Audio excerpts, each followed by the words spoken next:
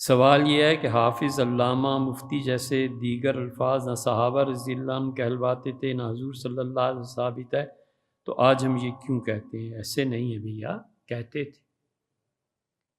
تھے حضرت عبداللہ ابن عباس رضی اللہ عنہ نے غالباً اسامہ رضی اللہ عنہ کا یا اسامہ نے عبداللہ ابن عباس رضی اللہ عنہ کا پاؤں چوما اور کہا کہ بہت بڑے علم والے ہیں۔ علامہ وہی ہوتا ہے نا،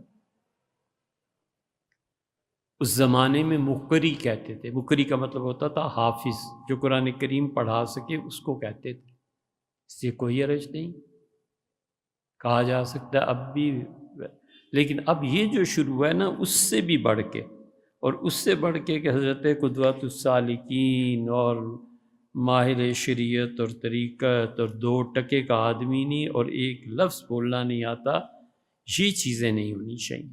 یہ ایسی چیزیں ہیں جو انسانوں کو خراب بھی کرتی ہیں، اور فضول میں جس سے یہ بھی پتہ نہیں ہے کہ نماز کیسے پڑھی جاتی ہے، روزہ کیسے رکھا جاتا ہے، یا یہ کہ یہ جو چیزیں اسلام نے جن چیزوں کو ضروری قرار دیا ہے ان چیزوں کو بھی وہ نہیں کر سکتا، وہ ان القاب کو، الفاظ کو استعمال کرتا ہے۔ بڑی بری بات، دھوکہ ہوتا ہے لوگوں کو، اور یہ دھوکہ دینا ہے۔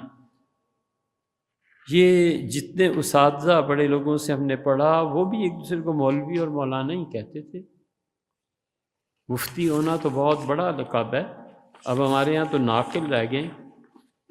مفتی جو ہوتے تھے بہت بڑے بڑے لوگ ہوتے تھے، بڑا اللہ نے علم دیا ہوا ہوتا تھا، اس لیے جہاں تک ہو سکے ان چیزوں سے پرہیز کرنا چاہیے۔